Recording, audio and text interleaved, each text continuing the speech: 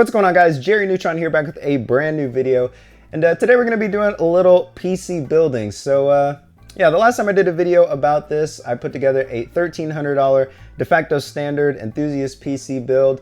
And this time we're just going a level underneath that, and we're going to put together a mainstream gaming PC build, this time for 900 bucks. So this is going to be for someone that doesn't really care about overclocking and things like that, and you just kind of want the best bang for your buck in terms of a gaming PC. Before we get into that, I just want to let you guys know I don't have anything to drink, and it's hot as shit in here right now, so I don't have anything to show you guys this time. No Dr. Pepper or anything like that, which would actually be pretty damn nice. Also, I do got a couple of things on the review table as well. They're kind of chilling over there, so I'm not going to get up and show them to you guys, so you just have to stay tuned and see what those are going to be. But yeah, let's go ahead and just jump right into the build. So we're starting with the CPU. This time we're going with the Intel Core i5-6500. This is a 3.2 gigahertz quad-core processor. It's only 200 bucks right now on Newegg, so pretty good deal for this processor. In terms of performance, it's going to get you about 90% of the way there in comparison to the 6600K. So if you want a good performing CPU, but you really don't care about overclocking, you can definitely go with this as an alternative. Now, there are some motherboard manufacturers out there that will give you the ability to overclock this CPU. I'm really not a fan of that because it can be taken away at any time through BIOS updates and things like that. So if you really want to invest in overclocking, you should go for the 6600K. Otherwise, go ahead and stick with the 6500. All right, now moving on from that, we've got a CPU cooler here. This is the CryoRig H7. So this is going to be pretty much our Hyper 212 Evo replacement. I think I mentioned that in my previous video. So this got a 120 millimeter fan on it. I think it looks a little bit better than the Hyper 212 Evo while performing slightly better. The performance is really not such a huge concern in this case since we aren't going to be overclocking. But if you want to keep your system silent, then definitely I recommend moving to an aftermarket cooler. Also, this one is not very tall, so you don't have to worry as much about fitting it in your case. So for the RAM, we're going with the HyperX Fury 8GB kit. This is, you get two 4GB sticks running at 2133 megahertz. Really, we've just chosen this to get some cheap RAM in our build. Since you're running with a locked processor, you're not going to be overclocking your RAM or anything like that. So there's really no point in going for anything with the higher speeds. So we're just sticking with the 2133 megahertz RAM. That wasn't a mouthful. And we're just going with black too, just to kind of keep it color scheme neutral. All right, now moving on to the motherboard, we are going with the Asus H170 Pro Gaming. So this is an H170 board, like it says in the name, and I think it's pretty good. It's got some pretty decent features for being a H170 board. So one thing is you get three 4-pin fan headers, so that's going to keep your system silent if you are running any case fans. You've also got two CPU headers for the for cooling there. So you've got your CPU fan header and then an optional CPU fan header. So if you're using like an AIO or something like that. You also get an M.2 slot on here if you decide to run that type of storage at some point in the future.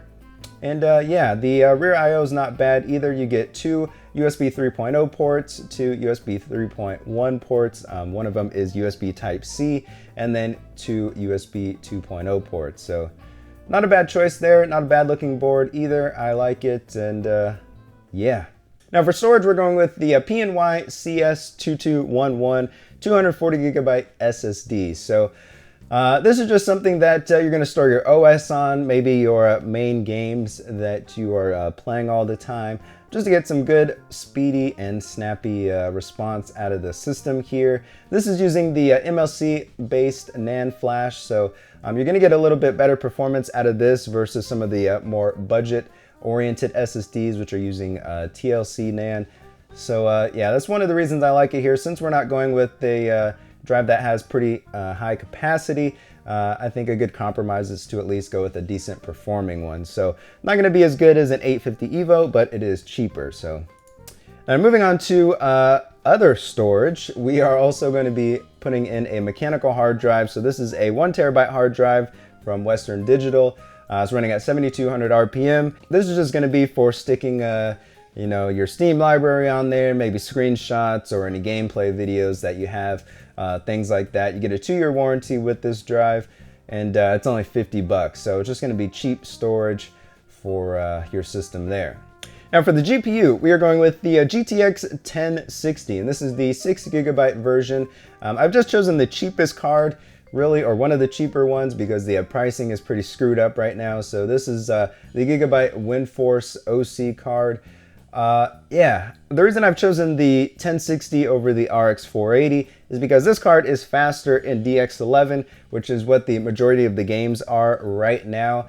I'm kind of predicting that it really isn't going to matter too much as far as DX12 performance, maybe until next generation or the generation after that. So I personally wouldn't focus too much on buying a card that is performing super well in DX12, since the majority of games are going to be DX11 right now. But that's just my prediction. You can buy whatever the hell you want. So, but pretty much just the point that you want to get out of this is GTX 1060 or RX 480 is what you want to choose here. I've gone with the 1060. Unfortunately, this card doesn't really match with our color scheme being orange, but you know, that's Gigabyte for you. Anyway, moving on from the graphics card, the power supply here, we are choosing the Seasonic M12-2 620 Evo Edition. So this is a fully modular power supply, 80 plus bronze certified.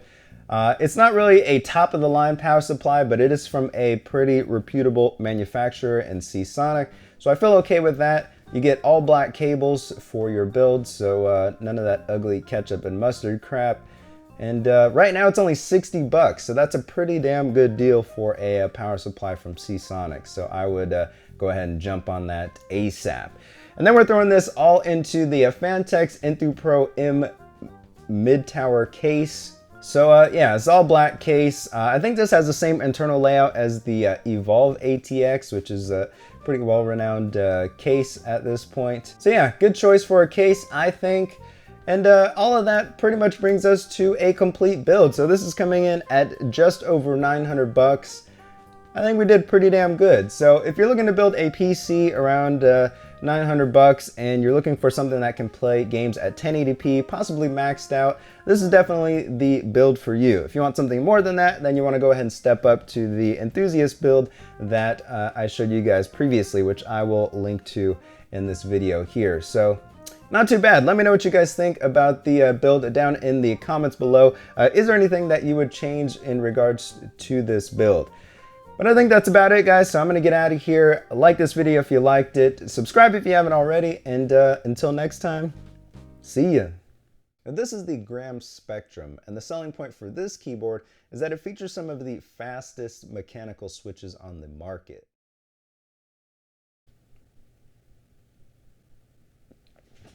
Alright, that's it.